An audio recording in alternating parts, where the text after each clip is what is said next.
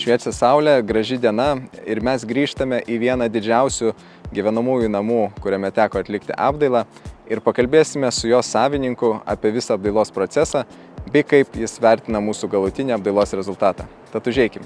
Šiame daugiau nei 300 m² name teko iš pagrindų keisti visą vidinių erdvių išplanavimą, santechnikos, elektros bei kitų komunikacijų išvedžiojimą. Tikslas buvo išlaikyti japoniško minimalizmo elementus, tad pagrindiniai įrenginiai, tokie kaip kondicionieriai, rekuperacija, santechnika ir garso sistema, yra paslėpti sienose ir lubose. Na, o didžioji dalis interjero detalių, tokių kaip duris, grindjuostės, difuzoriai ir apšvietimas, yra priglaistyti ir vientisai susilieja su patalpų plokštumomis. Labadiena, sveiki atvykę į įrengsime.lt specialiją laidą. Kaip vadinasi? Būstų istorijos. Būstų istorijos. Laidos vedėjas Mantas, aš laidos svečias Mantas, bet labai mėgstu periminėti vadeles į savo rankas. Ar turite man pirmą klausimą? Jeigu taip, prašau užduoti. Turiu, iš tikrųjų turiu. Tai pradžioje aplamai džiaugiuosi, kad mes jau sėdim aplamai įrengtose, švariuose, gražiuose namuose, liko tik paskutiniai štrichai, vadinkim. Pirmas klausimas tai turbūt ir būtų, kokie buvo aplamai pagrindiniai tavo apdailos lūkesčiai prieš pradedant darbus su įrengsime LT su mūsų komanda? Tai pagrindinis lūkestis buvo, kad netrukdytų man gyventi statybos, nes daug žmonių sakė, prasideda statybos, oi, kantrybės ir panašiai. Tai aš šitoje vietoje jų nelabai supratau, bet įsibėgėjus projektui, supratau, kur gali prireikti kantrybės, jeigu tas įsitraukimas būtų 100%. Bet aš pasitikiu profesionalais ir turiu, žinai, galės. Jeigu būtų blogai padarę, būčiau nufilmavęs ir šantažavęs paskui. Bet svarbiausias lūkestis tikriausiai buvo, kad nieko nereikėtų pačiam daryti, nereikėtų sprendimų priiminėti ten, kur aš nesuprantu. Patiko ir norėjau, kad dizaineriai su rangovais irgi galėtų komunikuoti atskirai. Tai visi šitie lūkesčiai išsipildė. Ir aišku, rezultatas. Rezultato norėjom švaraus, estetiško, profesionaliai atlikto. Tai tą ir gavo. Jo, ir iš tikrųjų labai gerai, kad buvo tikrai patyrusi, kompetitinga dizainerių komanda. Tai jie padėjo ne tik tai sklandžiau visą procesą vykdyti, nes žinom, kur tiksliai turi būti, kas išvesta, nereikėjo klausinėti, grįžinėti pirmyn atgal, bet ir tą patį terminą padėjo šiek tiek suspausti, kiek buvo galima mūsų rėmuose. Tai labai naudinga. Kitas momentas, man statybos yra čia mano virtuvė, visos tos netikėtumai ir kažkokie išlindusios problemos yra kasdienis reikalas. O papasako, kaip tau iš tavo perspektyvos, iš tavo akių sekėsi dylinti su tokiais, pavyzdžiui, momentais kaip drėkstančios rūsio sienos ar byrantis fasadinis tinkas, kurį reikėjo perdaryti. Kas manai, kas padėjo aplamai spręsti visas šitas problemas? Jeigu mes būtume statę namą nuo pamatų patys, tai būtų visai kas kita, ar ne? Ten arba drėkstančios sienos kažkokios, ar nelygios sienos, tai tada gali galbūt priekaištauti kažkam. Šiuo atveju mes pasirinkome namą po rekonstrukcijos, jis yra senos statybos, tai aišku, kad jame bus kažkokių mažų dalykėlių, bet nebūtinai tas namas yra tau visam gyvenimui, ar ne? Tai yra kažkoks gražus, tikiuosi, gyvenimo etapas, kurį mes praleisime čia. Bet aš manau, kad trečiasis namas, tas, kuriame aš pabaigsiu dieneles, jis dar laukia savo eilės ir ten jau galėsim pasistatyti su visais tobulumais. Iš tikrųjų, retas požiūris toksai, kad atsipalaidavęs, kad supranti, kad namas nenaujas, kad pakrapštai vieną kampą ir gali rasti kažko daugiau, negu tikėjasi iš pirmo vaizdo. Tai labai linkėčiau tokio požiūrio visiems, kas įsirenginėja tiek ir naujos statybos, tiek ir senesnės statybos, nes tokių momentų būna ir svarbiausia yra suprasti, kad jeigu turi patikimą komandą, tai tie rūpesčiai, tie nesklandumai turi būti išspręsti vienaip ir kitaip. Tai man irgi labai džiugu, kad kiekvienam sprendime, ar tiek stoglangis, ar fasadas, ar rūsys, sugebėjom surasti sprendimus iš patikimų partnerių, iš patikimų kolegų. Ir, jeigu net nebūtume sakę, galbūt ne viską būtum ir žinos, gal iš tikrųjų net ne viską ir žinai, kur buvo, ką reikėjo patvarkyti, kartu mes su dizaineriais ir su kitais. Tikrai ne viską žinau, nes aš buvau ir prašęs, kad mane šitais dalykais neverskit.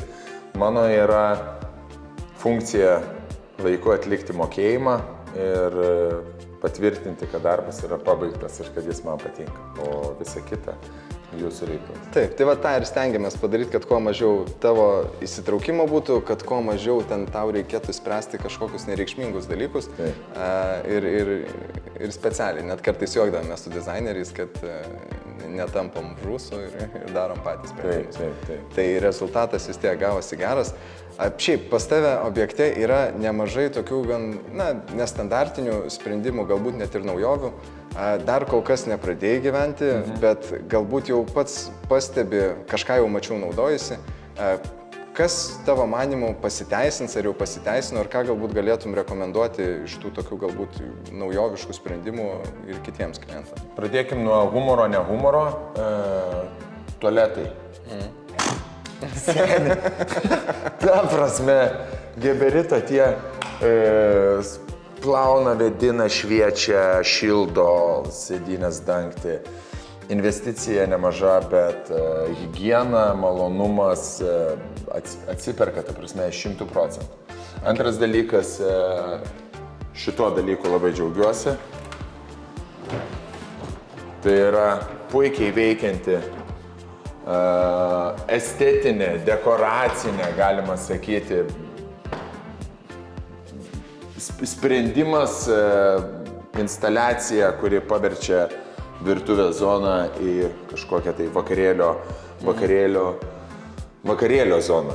Tai šitos duris tikrai. Tada LED apšvietimas labai patinka man, kad nesirinkom jokių tabaluojančių kabančių šviestuvų, išskyrus šituos du stalviršius. Švaru, šviežia, jokių kaitlenčių, lengvai išsivalo, plus tenai ta gamybinė zona yra tikrai patikima, nes akmuo yra Lapitekas, jisai visiškai nesibraižo, nebijo jokių įskilimų, riebalų ir panašiai. Viskas man čia patinka iš tikrųjų. Labai džiaugiuosi, kad investavom į aparatūrą, garso aparatūrą namuose, nes vakar testavomės šitas kolonėlės. Tai puikus jausmas. Sporto salė man labai patinka, labai džiaugiuosi, nes kai kurie sako, pasistatai namuose ir nesportuoja. Aš žinau, kad aš sportuosiu, tikrai. Daug tų sprendimų, su kuriais dar susidursim. Bet žinai, koks didžiausias ir geriausias sprendimas? Tai, kad su kastais dantim, su tais pačiais iššūkiais, kaip ir visi žmonės dirbantis, leidom pinigus ir klausėm dizainerių ir nepataupėm tam tikrose apdailos detalėse, medžiagose, santechnikoje.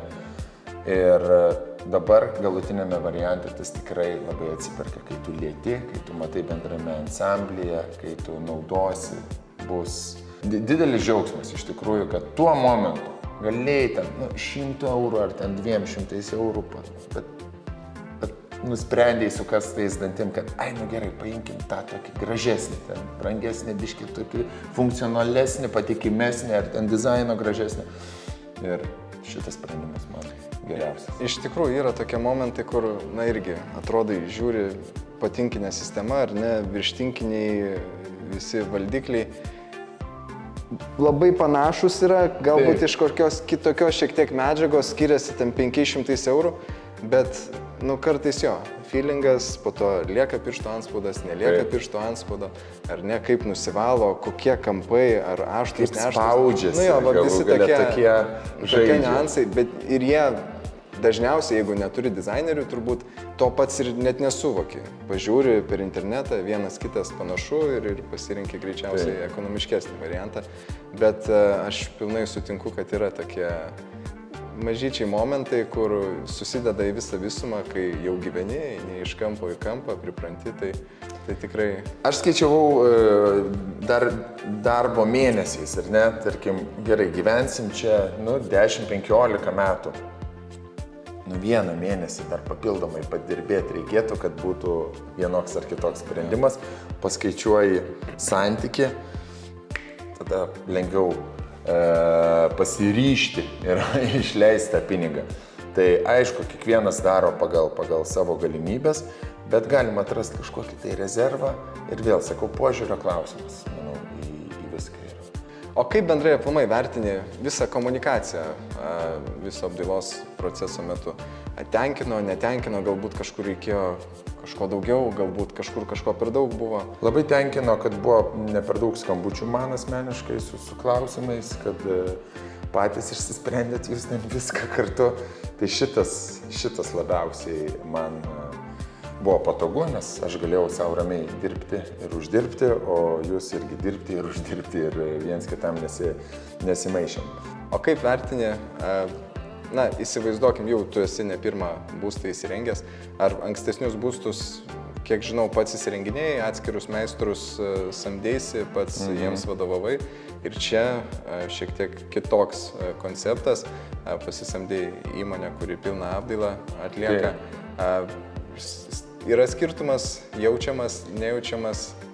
Yra, tai čia, žinai, paprastas skirtumas. Paimkim dabar automobilį. Nusipirki automobilį ir gali pats susitvarkyti. Tikriausiai gali. Bet visada yra smagiau, kai tu nuveži į autoservisą, tau duoda pakaitinį automobilį, sumoki šiek tiek brangiau, bet tu tą kainą, kurią tu finansiškai sumoki, tai kiek sutaupo sveikatos, gyvenimo metų, nervų ir laiko tau, tai ta prasme, tai tu pigiau išeini negu įsirenginėdamas, darydamas pats, organizuodamas. Kai kuriems žmonėms, aišku, tai patinka, tai yra jų charakteris ir net toksai, kad jie gali, nori ir juos tai veža. Manęs tai neveža ir jeigu manęs klaustų žmonės, tai sakyčiau, net nesikraukit, net negalvokit ir imkit tuos, kurie yra profesionalai. Okay. Kaip aplamai dabar viskas finaliniame etape, čia jau net ne finalinis etapas, čia yra pabaigta. Taip. Kaip vertini visus atliktus darbus, visą procesą, visą visumą? Taip. Patenkintas, nepatenkintas? Labai patenkintas, nesakysiu nepatenkintas. Aš žinok, dabar gerai, kad paklausai prieš kamerą, nes yra tokių.